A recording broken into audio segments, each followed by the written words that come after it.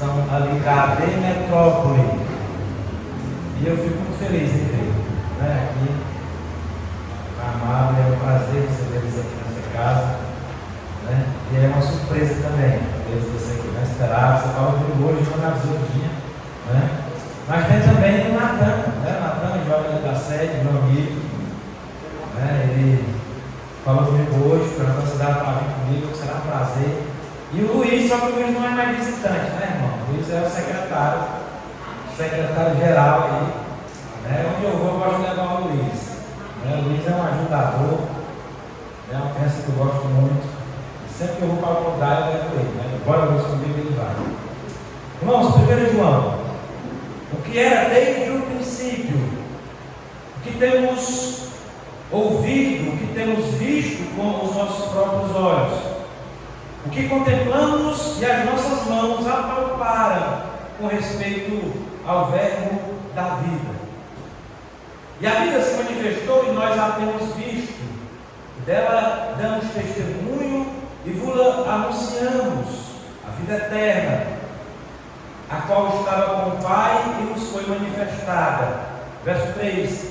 O que temos visto e ouvido, anunciamos também a vós outros, para que vós, igualmente, mantenhais comunhão conosco. Ora, a nossa comunhão é com o Pai, com o seu Filho Jesus Cristo. Estas coisas, pois, eu vos escrevo, para que a nossa alegria seja completa. Curva a sua cabeça. Senhor nosso Deus e nosso Pai Celestial, Deus querido e santo, nós iniciamos na noite desta terça-feira, mais uma vez, uma série de encontros que faremos aqui nesta casa, meditando nesta porção de textos escritos do teu servo João.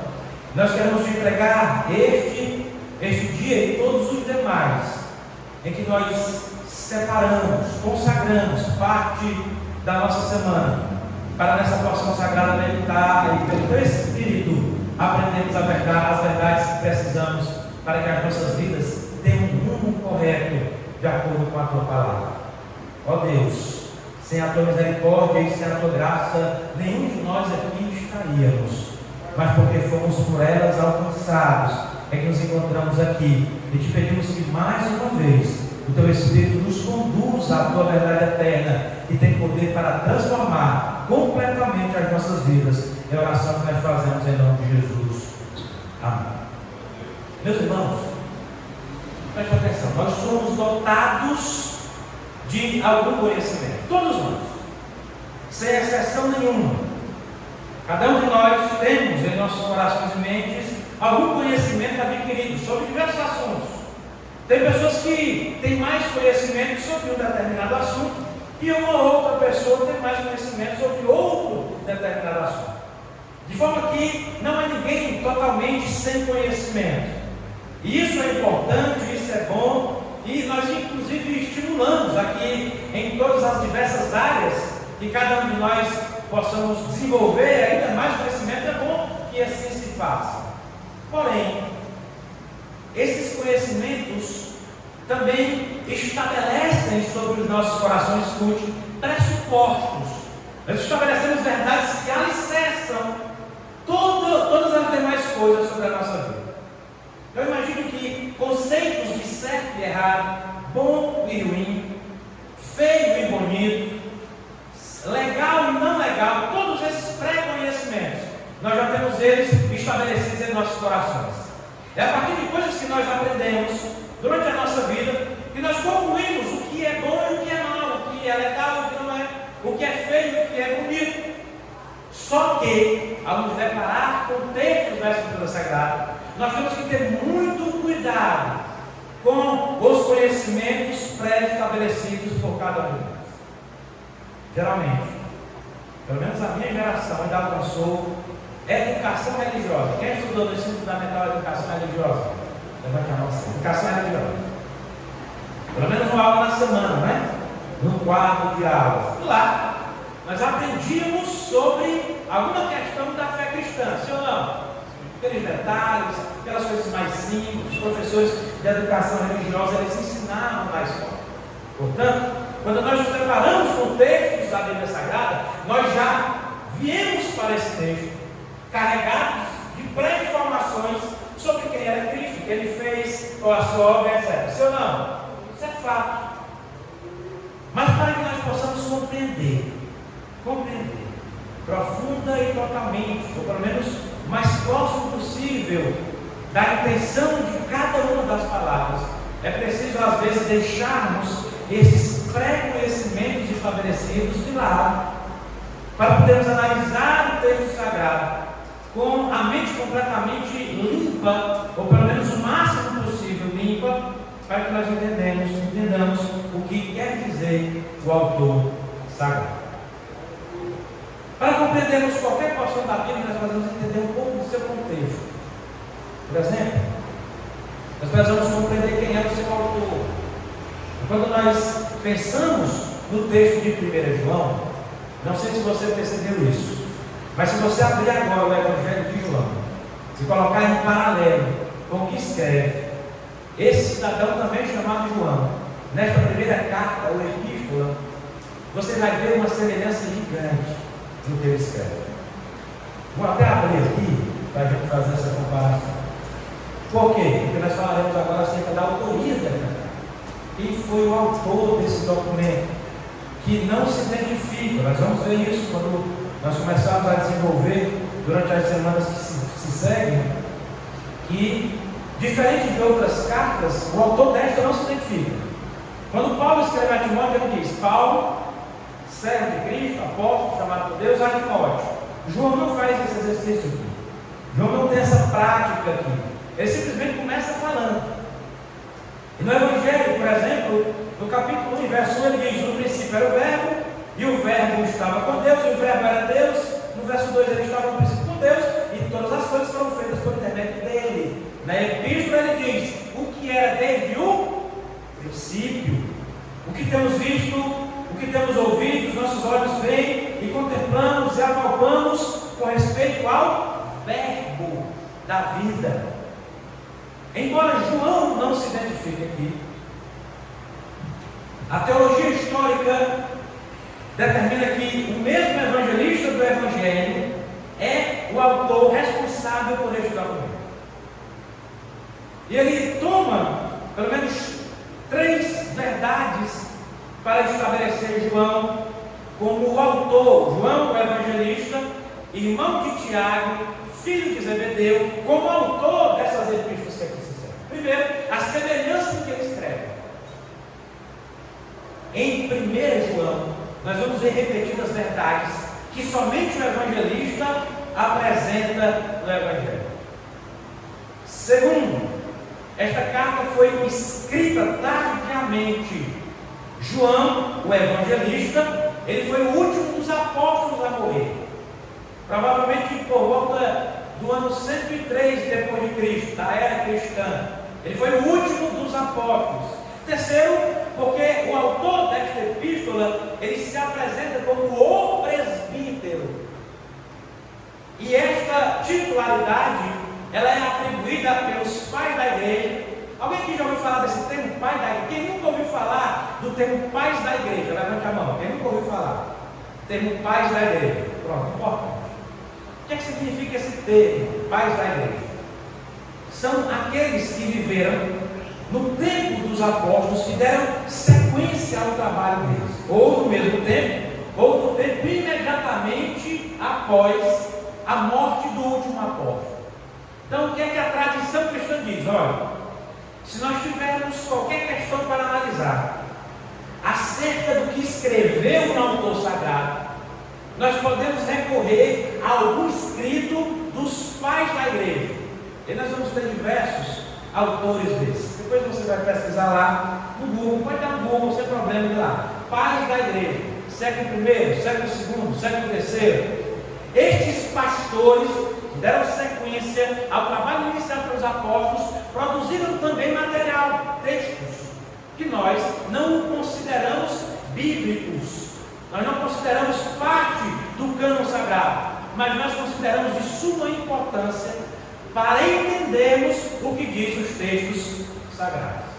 Então, os pais da igreja, eles colocavam e se referiam a João, o autor da primeira carta, como sendo o presbítero, conectando ao mesmo autor do Evangelho de João.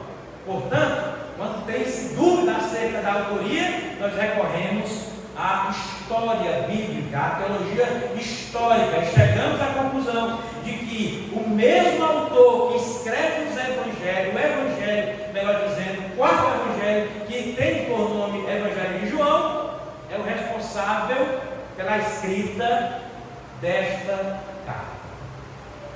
Dito estas coisas, provavelmente ele escreve enquanto esta carta estava sendo escrita. Ele estava pastoreando a igreja de Éfeso.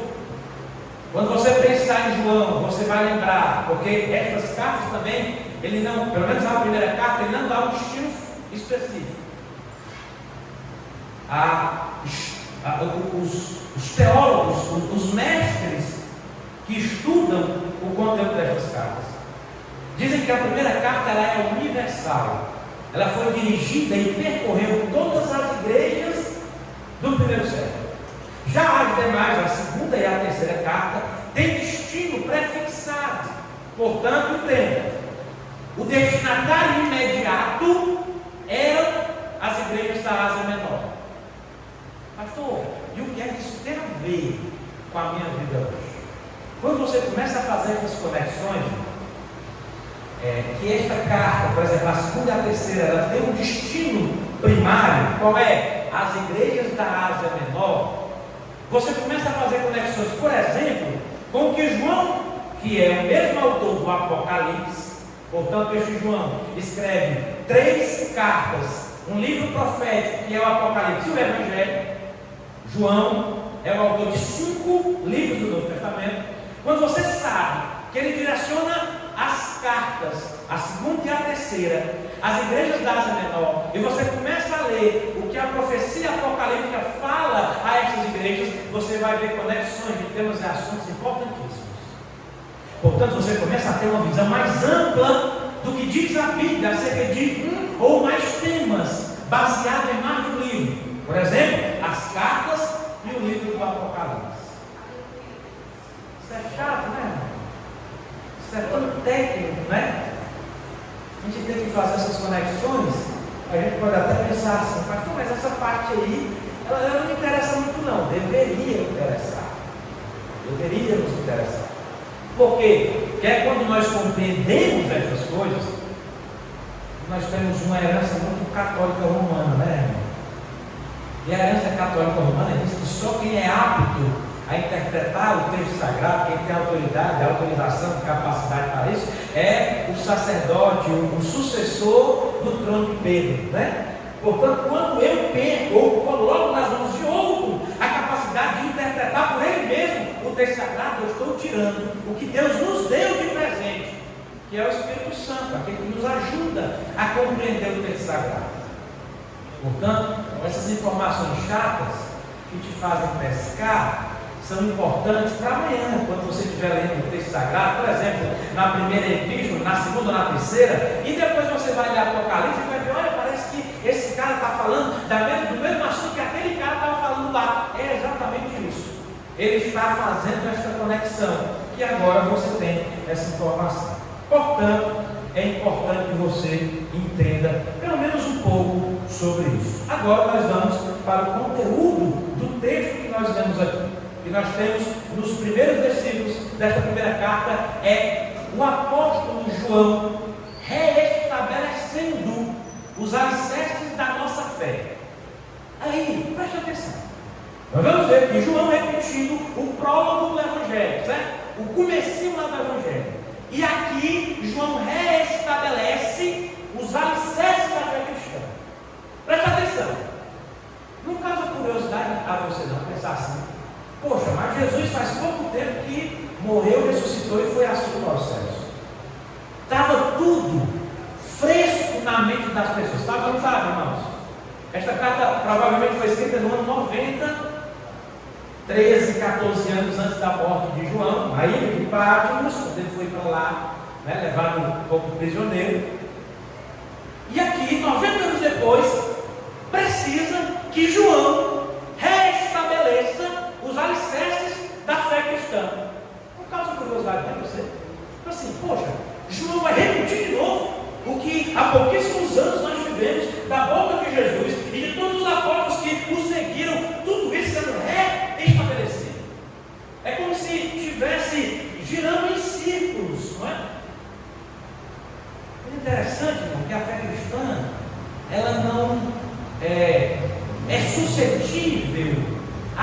novidades.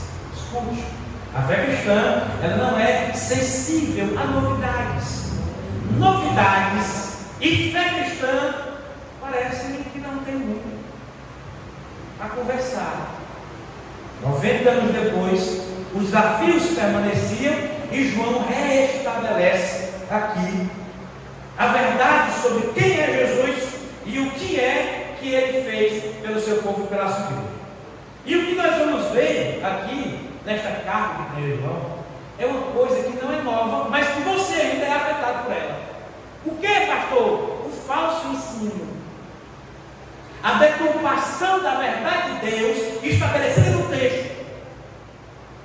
Um dia desse, meu irmão foi até mim, escute. Disse assim, pastor, presta atenção, eu não acredito que o inferno é eterno, não. Sério, como? Minha aluna lá na escola bíblica, irmã, faz tanto tempo que a gente está aqui sofrendo, né? Está vendo isso aí? Não, pastor, não, eu não acredito que o inferno seja eterno. Eu ouvi um pregador, que é muito bom, um professor mestre, que ele explicou e eu concordei com a explicação. Irmão, incrível, né? Incrível. Mas parece que a gente tem que ficar rodando em círculo, andando em círculo mesmo.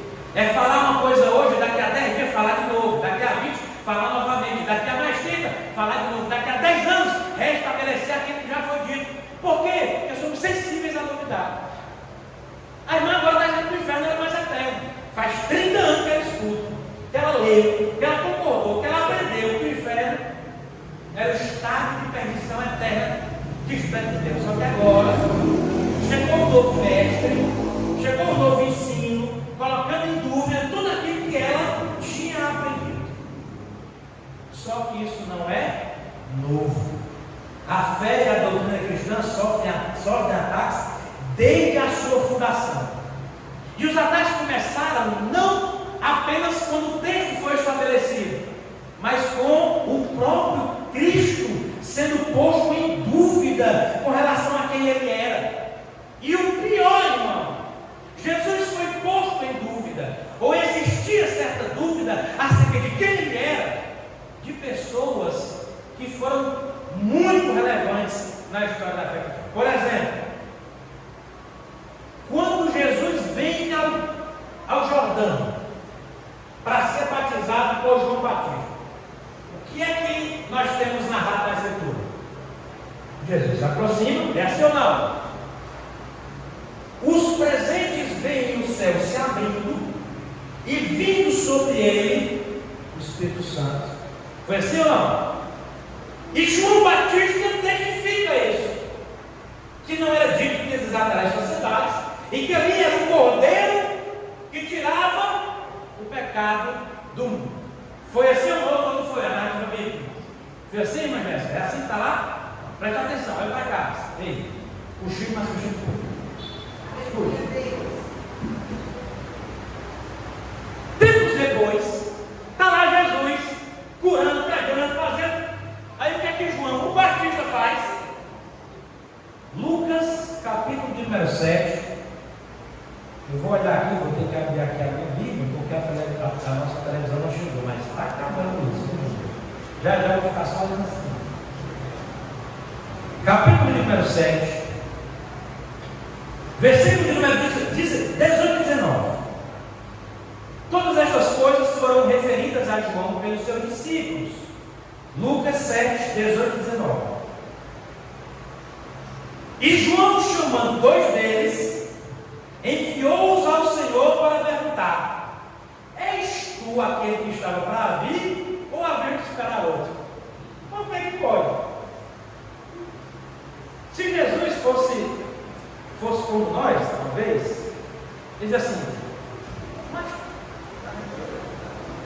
está doido? Eu fui agora a ti lá no Jordão, tu olhou para mim, tu viu o céu confirmando, tu ouviu uma voz que dizia: eis o meu filho amado em quem me amas e comprais, e agora tu está com dúvida acerca de quem eu sou. Aí eu e você podemos dizer assim: esse João é um absurdo que ele fala, né? Mas veja se nós não fazemos isso constantemente com Jesus.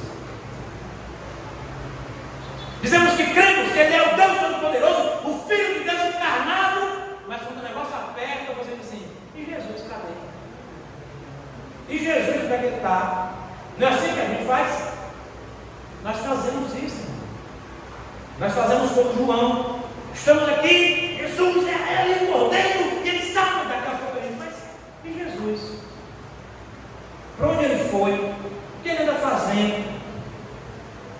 João, que foi testemunha ocular, foi preciso mandar gente para confirmar quem era de fato Jesus. Então, enviou ao Senhor Jesus a perguntar, aí o verso 20, quando os homens chegaram, eles disseram: João Batista nos enviou para te perguntar: és tu aquele que estava para vir, ou esperamos outros? Naquela mesma hora, Jesus curou a muitos e muitas moléstias, de flagelos e espíritos malignos, e deu vista aos cegos. Então Jesus respondeu: vá agora e diga a João o que vocês viram.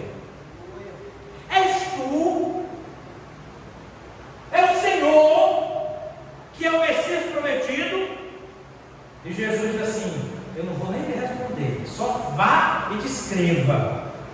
Jesus está sendo posto em dúvida por aquele que testemunhou o pai dizendo que o amava, que era o seu filho, e ele mesmo, João, o Batista, ele tem dúvidas depois acerca de quem é Jesus. Portanto, agora, sabendo por exemplo disso, não dá ou não causa mais estranheza termos que ler o evangelista dizer de novo o que ele escreveu no Evangelho, no capítulo 1, no verso 1. Você entendeu agora? Por que a Bíblia repete coisas às vezes? Por isso. Porque eu e você temos dificuldades de registrar nos nossos corações quem Cristo é de fato para as nossas vidas. O que ele de fato representa para cada um de nós. Alguém pode dizer: não, mas porque João estava num dia mal, né?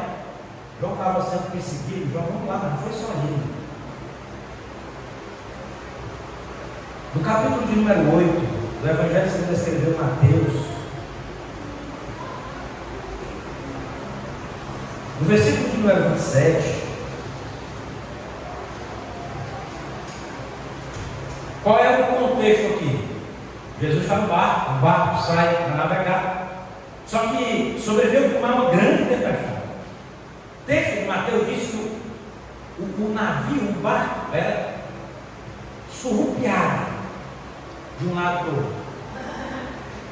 Os discípulos, percebendo que estava ficando cada vez mais perigoso, correm até Jesus, que no barco dormia, e diz: Jesus, não está vendo o que está acontecendo aqui não está vendo que o barco vai virar não, que nós vamos naufragar. Aí Jesus repreende a pequena fé daqueles homens, se levanta e se dirige agora aos elementos da natureza. Ele fala com o vento, ele conversa com o mar. Os discípulos veem isso. Escute, quando os discípulos foram chamados por Cristo para caminhar com Jesus teve que apresentar diversos argumentos acerca de quem ele era. Ele só chamou. O Espírito comunicou ao coração de cada um deles que aquele era o Messias prometido, e eles seguiram. Só que agora o barco está prestes a naufragar, eles desesperados chamam a Jesus, e Jesus conversa com o mar e com o vento. E se nada tivesse acontecido, eles teriam dito assim: agora pronto, o vento está seguindo o doido. Você está conversando com o vento e o mar, nada vai acontecer. Mas isso não acontece. Quando Jesus se dirige aos elementos da natureza, o texto sagrado diz que imediatamente houve grande bonança. Qual seria a sua reação numa situação como essa? Ficaria pulando, né? De alegria. Esse é Jesus, esse é o prometido. Mas sabe qual foi a reação deles? Quem é este? Quem é este?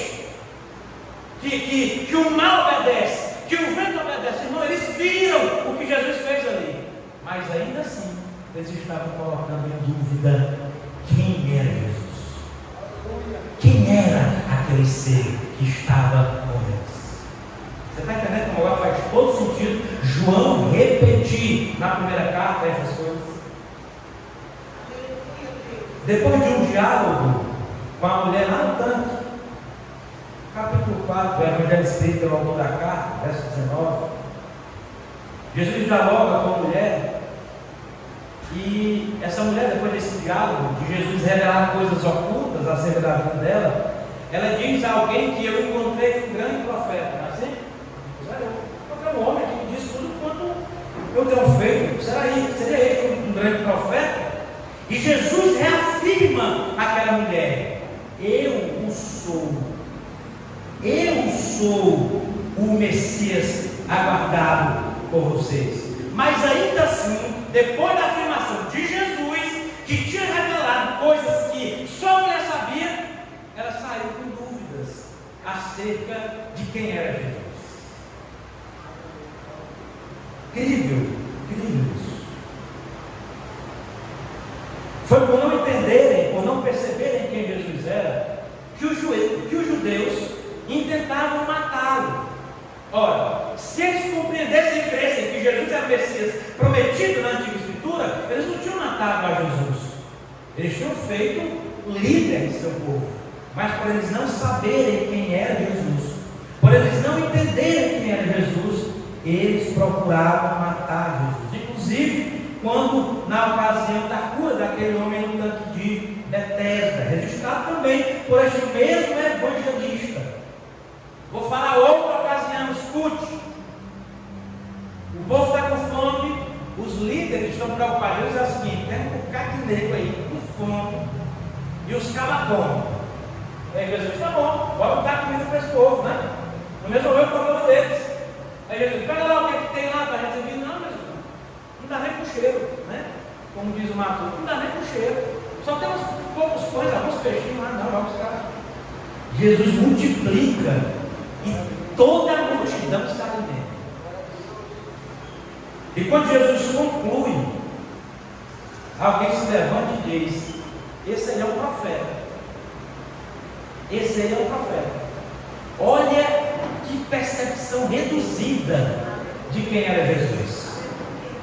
Você viu algum profeta na antiga aliança multiplicando pão? Você viu um fato extraordinário, não viu você em nada, que começa a entregar, o negócio não acaba nunca mais. E daqui a pouco está tudo cheio, não é assim? As talhas lá. Mas aqui, testemunhando, as pessoas estavam colocando em dúvida quem era Jesus. E Jesus, mesmo em seu discurso, escandalizando alguns, depois dessa multiplicação, por exemplo, ele vai dizer: olha, eu sou o pão da vida. Se alguém comer, viverá. Muitos discípulos faziam o que depois disso? Abandonavam. Lembra? Depois que os pães são multiplicados, o discurso de Jesus começa assim: olha, vocês têm que comer, é da minha carne. Aí alguém chega e diz assim: Jesus, o discurso está duro, o povo não está aceitando essa pregação não. Aí o povo começa a sair, a multidão começa a se dispersar. Aí, se eu não me engano, Pedro chega a Jesus: rapaz, melhor o sermão, né? Use técnicas exegéticas, hermenêuticas, para convencer esse povo de que tu és o Cristo. Mas Jesus não faz isso, não. Jesus é Deus, é Senhor. João precisa repetir, e o Espírito precisa repetir nesta noite aos nossos corações, porque de vez em quando eu e você temos dúvida de quem Ele é e do seu poder. Nós precisamos restabelecer nesta noite que você serve ao Deus Todo-Poderoso, que manifestou soberanamente, encarnando na pessoa bendita de Jesus Cristo. Ah, Pedro, estão dizendo que o discurso está duro? Eu falo o seguinte: arruma aí a tua trouxa e segue essa multidão. Aí Pedro diz: eu não sou nem doido, né? Para onde é que eu vou, se só tu tens a palavra de vida eterna? E por que João está agora, 90 anos depois de Cristo, da era cristã, escrevendo e restabelecendo coisas que aparentemente eram evidentes sobre Jesus? Vamos lá. Quem aqui já ouviu a palavra gnosticismo? Quem já ouviu, levante a mão. Quem nunca ouviu a palavra gnosticismo? Nunca ouviu. Gnosticismo, levante a sua mão, levanta, só para a gente entender. Para a gente não ser técnico nem chato, né? Era uma seita que misturava conhecimento e fé e religião, que ensinava que você se divinizava ao passo que conhecia. Porém, esta capacidade, esta aptidão era dada somente a alguns iluminados. Este era um dos ensinos do gnosticismo. Só que este gnosticismo também negava a possibilidade da divindade unir-se ao que é material. Para o gnosticismo, o que é matéria é totalmente ruim, e o que é espiritual é plenamente perfeito. Só que o que o Evangelho ensina? O Evangelho ensina que o Deus Santo, Poderoso e Criador de todas as coisas invade a criação, encarnado em seu Filho Jesus. O divino, o espiritual, tornando forma de humano. Então, o que é que ele ensinava ao gnosticismo nesse período do primeiro século? Olha, essa história que os cristãos estão contando, de que Deus encarnou e veio e era triste, isso é um absurdo. Isso não bate com o que acreditamos. Por quê? Porque é impossível que o que é santo se torne matéria, porque a matéria é, por exemplo, é do gnosticismo que sai a ideia de que, porque a matéria é má, nós temos que destruí-la. E qual é a melhor forma de destruir a matéria? Pecando. Então, geralmente, as práticas gnósticas eram profundamente imorais, eram profundamente afetavam o corpo humano, certo? Porque eles entendiam que não pode haver essa união entre o que é divino e o que é material. Portanto, vamos destruir a carne no pecado, que quanto mais frágil a carne tiver, mais próximo do que é divino nós estaremos. Esse era um dos ensinos gnósticos, por exemplo. Então, quando você ouvir essa palavra, gnóstico ou gnosticismo, diz respeito a isso e outras coisas, e por aí vai. Eles diziam que saber era melhor ou era superior à virtude. Não importa os valores morais que conduzem a sua ética e o seu modo de viver. O que importa é que você possua conhecimento, sabedoria. Outra afirmação, outro ensino gnóstico era que o sentido da Escritura não podia ser literal. E ele só podia ser entendido por poucos iluminados. Então é o seguinte: não adianta você ler o texto sagrado, porque você nunca vai entender. Porque é uma graça concedida apenas a poucas pessoas. Lembra que eu disse que parece que a gente é meio romano? Né? O romanismo bebe muito disso, né? Somente o sacerdote ele tem capacidade e poder de interpretar a Bíblia corretamente. Terceiro, a presença do mal no mundo, pelo ensino de nós, impedia que Deus fosse o único Criador. Então, no ensino de nós, existiam dois deuses que haviam criado: Deus e o demiurgo, um Deus mau, um Deus ruim. Olha o ensino, preste atenção. Esse outro ser tinha criado a parte ruim da criação, o Deus santo e poderoso, a parte boa, e esse Deus inferior, ruim, tinha criado a parte má da criação. Por último, a ideia de ressurreição no gnosticismo era completamente absurda. Por quê? Imagina, se o espírito é bom e a matéria é ruim, e o espírito consegue se desprender da matéria, faz sentido voltar à matéria? Faz sentido reencarnar não faz sentido nenhum. Ser ressurreto ou ressurgir não faz sentido nenhum. Portanto, o gnosticismo negava a ressurreição de Cristo. Você está entendendo aí onde é que essas coisas estão pegando? Aí o que é que João vai ensinar? João vai ensinar exatamente o oposto do gnosticismo que estava entrando na igreja. Entenda? De repente estava lá a escola bíblica acontecendo, não é? Usando analogia, e alguém começava a ensinar: olha, não tem ressurreição não é para dar essa história de ressurreição não. Por quê, doutor? Porque o espírito é bom e a matéria é má. Não faz sentido o espírito que se libertou da matéria voltar para a matéria.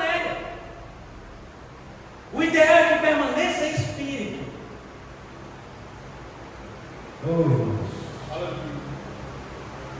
como Deus é maravilhoso, nos fala da sua verdade eterna. Aí João diz assim, ó, o que era desde o princípio, o que ouvimos, o que vimos com os nossos olhos, contemplamos e as nossas mãos apalparam, isto proclamamos a respeito da palavra da vida. O que era desde o princípio. O termo aqui traduzido, a palavra aqui traduzida, diz respeito a o que era desde o princípio. O princípio aqui, então, é a origem de todas as coisas. Não é princípio de começar uma atividade. É aquele que estava antes do que foi criado. Aquele que gerou tudo que foi criado. Aquele que foi a força pela qual todo o resto que você pode ver, experimentar, sentir, teve origem. João está dizendo assim: Jesus, a palavra viva, o verbo de Deus, foi a origem de todas as coisas. Você lembra de uma afirmação do texto sagrado? Ele é desde o princípio. E sem ele, nada do que foi feito. O evangelista agora escreve a sua carta, repetindo esta verdade. Nós falamos e pregamos e anunciamos sobre Cristo. Quem é Cristo? É aquele pela qual todas as coisas foram geradas. Eu não sei se você consegue perceber, mas aqui João está dizendo: Jesus é Deus Criador. Deus Criador. Aí, de vez em quando, bate na sua porta, no domingo, ou na terça. Por exemplo, quando eu vinha, tinha uma multidão, lá no meu bairro, com uma mochilinha de lado, batendo nas portas e dizendo que Jesus não é Deus. Ou pelo menos não é Deus como Deus Criador. João está reafirmando, dizendo: que conversa é essa? Ele é a origem. É por Ele, e sem Ele, nada do que existe teria se feito. Você entendeu, né? Que eu falei com a mochilinha de lado. João está reafirmando essa verdade. Só que existe um outro ensino de nós, que é o seguinte: Jesus que apareceu não é nem encarnou, é só um íon, é só um holograma. É impossível que o divino se materialize, porque a matéria é má. Então eles negavam Jesus encarnado. Nessa igreja, nessas igrejas da Ásia Menor, esse ensino era compartilhado, era difundido. Você vai ver lá, quando você lê as cartas às igrejas da Ásia Menor no Apocalipse, que uma das igrejas, eles resistiam aos falsos ensinos, mas outras não. Outras bebiam, outras aceitavam o falso ensino. E algumas delas também aceitavam a ideia de que Jesus não tinha encarnado. De fato. Só que João nos dá mais informações. Ele vai dizer o seguinte: Ele é o Criador de todas as coisas, mas os nossos olhos viram. Só que não só os olhos, porque sem somente os olhos, os gnósticos diziam assim: não, o meu também viu. Ele era apenas um holograma, era só um espírito que se portou de forma que eu posso enxergar. Só que João não para só com os olhos que viram. João diz assim: os nossos, aí interessante os nossos, né? Nossos de quem?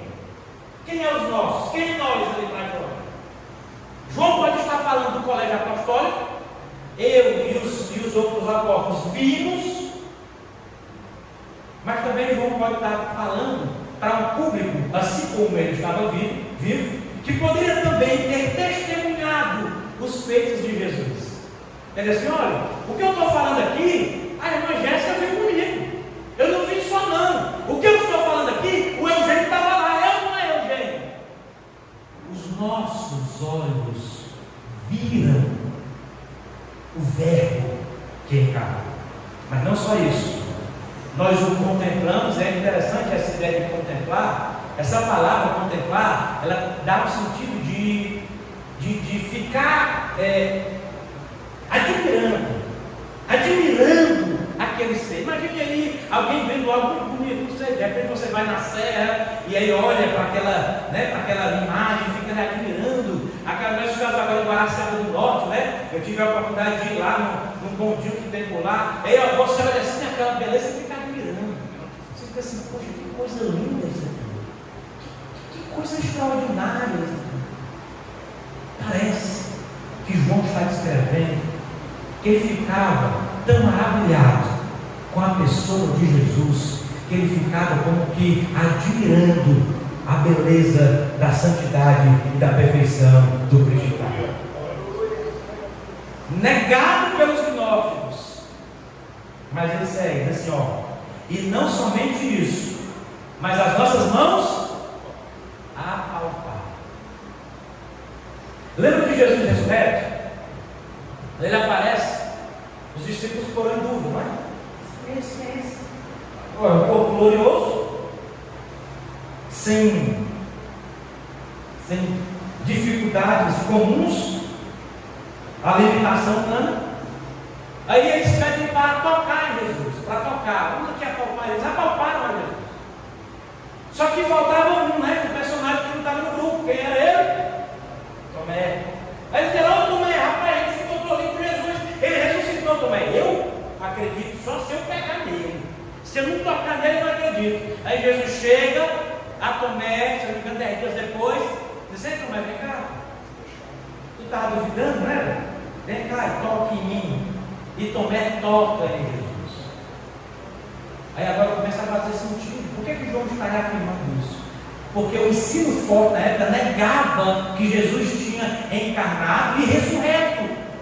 E se ele ressuscitou, seria absurdo a ideia de ele ter ressuscitado com o corpo que pudesse ser tocado. E João afirma exatamente isso.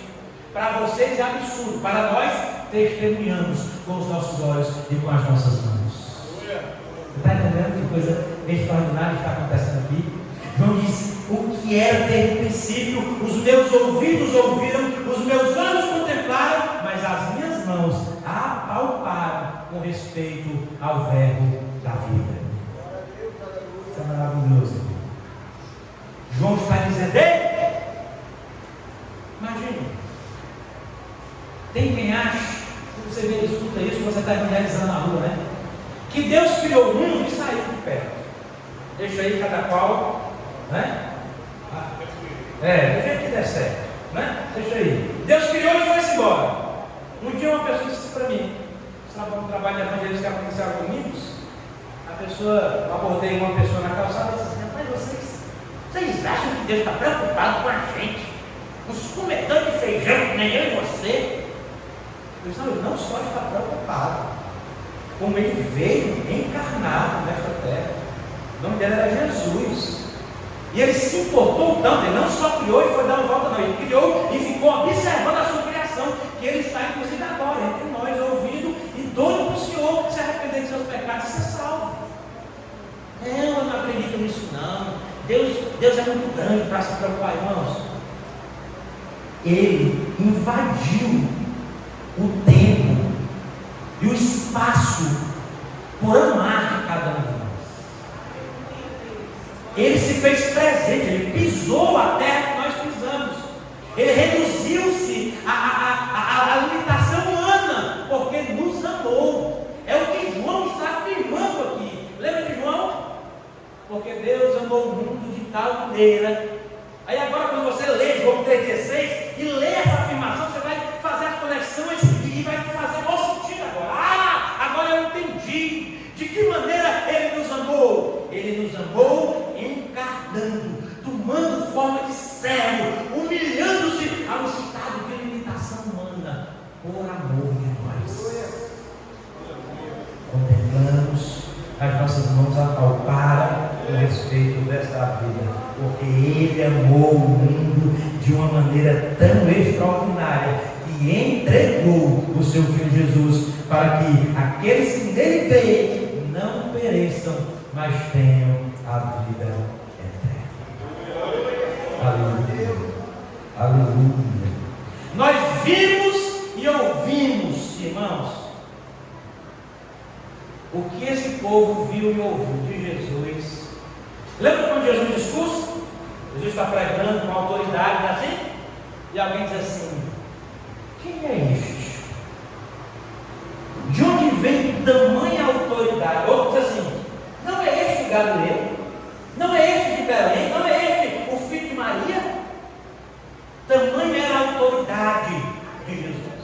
Então João está dizendo assim, ó, nós vimos e ouvimos o quê? Coisas tão extraordinárias, que quem testemunhava ficava assim, meu Deus, de onde foi que saiu tamanho poder e tamanha autoridade? Coisas ouvistas e vistas, como por exemplo, aqui Estevão presenciou e quando estava sendo apedrejado, lembra? Atos, eu lembro capítulo 6, não é?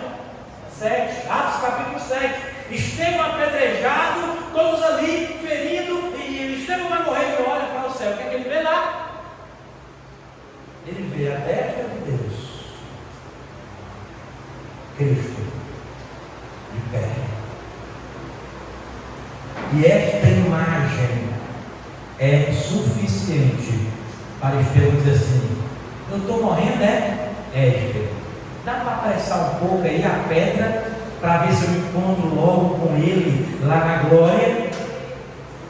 Tamanha visão que Estevão teve de Jesus. O versículo 2, olha isso na sua Bíblia, ele está entre parênteses, olha aí. Está entre parênteses aí na sua Bíblia ou não? Tá? Você sabe por que está não aí? Quem é que está em parênteses na sua Bíblia, tá? Pois é. No texto grego, não tem esse parêntese, tá? Mas a ideia aqui é de parênteses mesmo. É como se ele estivesse explicando o que ele falou no verso 1. É como se ele estivesse dando uma conclusão, uma explicação sobre o que ele falou no capítulo 1 e verso 1. Ele faz agora no verso 2. E o tradutor da nossa língua portuguesa colocou entre parênteses. Porque a ideia grega era essa, do termo ou do texto original. Então, quando alguém perguntar para você, por que esse parêntese? Você, como um crente que lê Bíblia e gosta de doutrina, já vai saber explicar para ele. É porque o tradutor compreendeu que o texto grego tinha esse sentido que para nós tem na língua portuguesa, de explicação sobre algo que foi dito, de um acréscimo importante sobre algo que foi afirmado. E a vida se manifestou, e nós temos visto, e dela temos testemunha, e vos anunciamos, e a vida eterna, a qual estava com o Pai, e nos foi manifestada. Então o que é que João está dizendo aqui? É o seguinte: o verbo da vida aqui, com a vida se manifestou. A palavra aqui tem o sentido de o que é pleno, o que é perfeito, o que é cheio de vitalidade, o que é origem, o que dá origem, aquilo que faz com que o que respira, respire. Jesus, a vida. Lembra de Jesus? Se não me engano, essa história também com João. Eu sou o caminho, a verdade e a... Aleluia. Aleluia.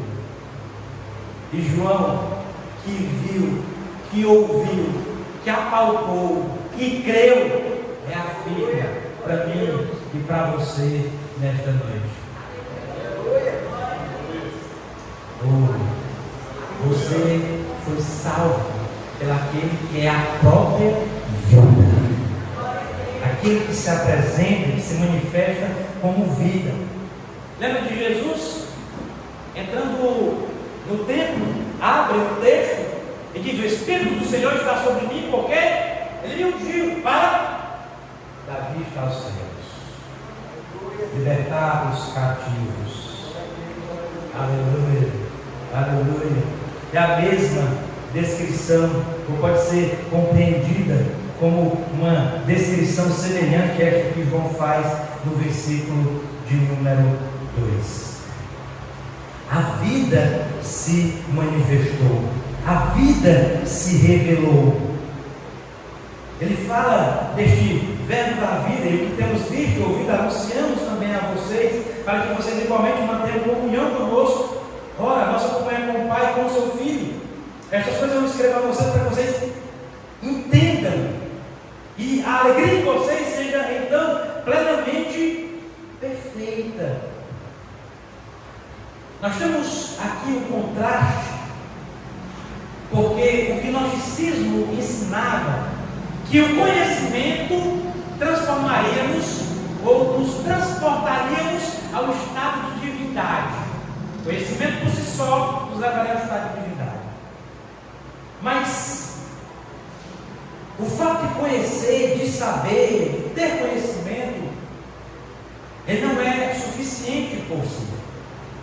Isso é reforçado, por exemplo, quando, se eu não me engano, Paulo escreve aos Coríntios, lá pelo capítulo 3, quando ele diz respeito ao conhecimento que os mestres da lei possuíam da lei, Paulo dizia que era o inverso isso. O conhecimento por si só, sem a ação do Cristo que é a própria vida, Paulo vai dizer assim: a letra mata. Lembra disso? A letra mata, mas o Espírito vivifica. E obviamente ele se referia à lei diretamente e ao conhecimento de que os homens arrogavam, que tinham acerca da lei e entendiam. Os judeus primeiro sabiam disso. Eles conheciam muito a lei. Toda vida que um judeu conhecedor da lei se aproximar de Jesus, ele vinha querendo ensinar Jesus da Bíblia. Era velho. Um rico chega e disse: Jesus, o que é que eu vou fazer para o Pai do céu? Jesus disse: tu já sabe. Não roubo, não mate, não, sei tudo, eu estou dentro. Então não vai para lá. Aí Jesus vai dizer: não, calma. Vai lá, vende o que tu tem. Não é? Por quê? Porque o conhecimento por si não nos faz salvos. Está entendendo? Você pode ter PhD em teologia e estar morto em delitos e pecados.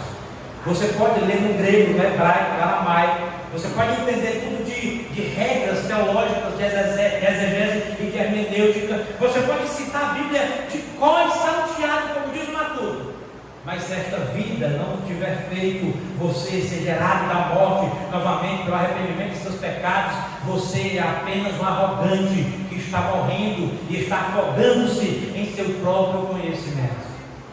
O gnosticismo é refutado e Jesus está, e João está reafirmando que a fé cristã não está estabelecida no conhecimento humano, não está estabelecida na capacidade de informação, que você tem que reter informação, mas Cristo viver plenamente no seu coração, de você viver plenamente Cristo. Irmãos, entenda de uma vez por todas: a sua fé não está estabelecida ou fundamentada em ideias, ela está estabelecida em fatos.